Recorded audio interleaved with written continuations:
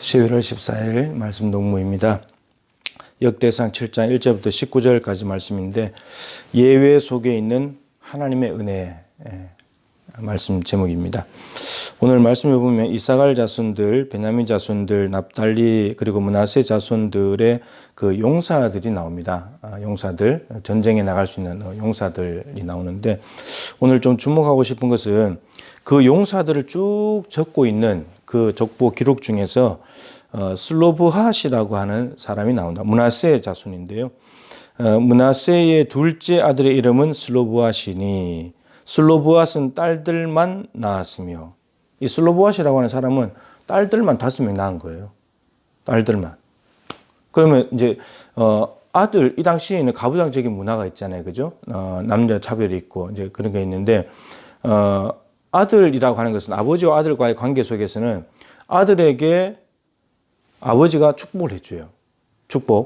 축복을 해주죠. 그 장자권 마치 에서 야곱처럼 이렇게 또 므낫세와 에브라임처럼 장자에게 축복을 해주는 게 있단 말이에요. 축복을 해주는 거. 두 번째는 이 후손들을 만들어가는 게 중요하잖아요.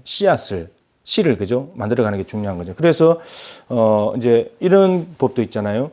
이 남자가 이 여자하고 결혼을 했는데 근데 이 형이 아들이 없이 죽어버렸다 그러면 그 둘째가 형수님하고 관계를 가져서 애를 낳아가지고 그 애를 형의 호적에 올려주는 거죠. 그래야 형의 이 후손들이 끊어지지 않으니까 족보가. 근데 이런 거 있잖아요. 근데 여기는 딸들만 있어요. 그러다 보니까 딸들만 있다 보니까 이게 후손들을 가려면 이게 다른 지파 사람하고 혹은 같은 지파 안에 있는 사람하고 해야 되는데 이게 씨앗이 문제가 되는 거예요. 후손들이 없으니까 그죠?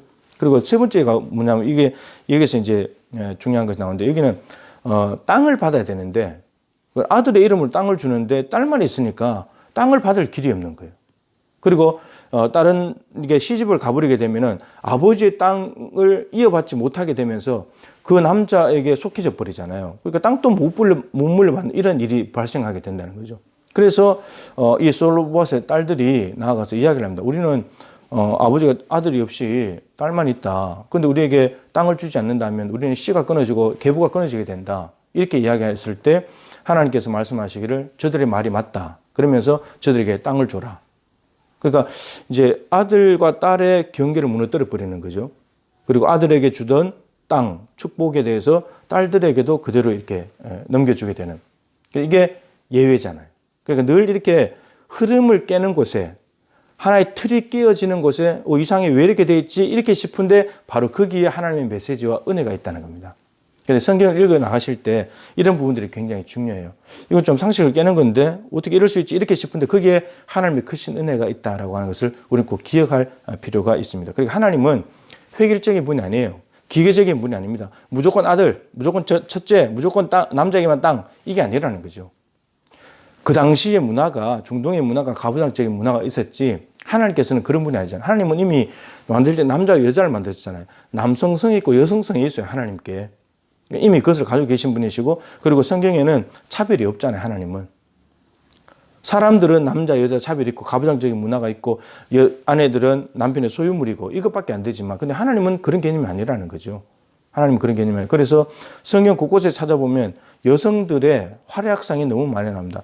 드보라, 사사 드보라 있잖아요. 그죠? 그리고 로마서 16장 1절에 베베, 그리고 사라밧 과부, 하나님의 사람 엘리야를 먹여 살린 사람, 그리고 수넴 여인, 엘리사를 공개했던 사람, 그리고 마리아, 그리고 시몬과 안나, 이 할아버지 시몬만 나오는데 근데 할머니 안나까지 나오는 그래서 이 할아버지 할머니, 남자와 여자를 맞추는 동일하게 아기 예수를 보면서 메시아를 알아차렸던 이 부부 이런 이야기들 너무너무 많이 나오는 거죠.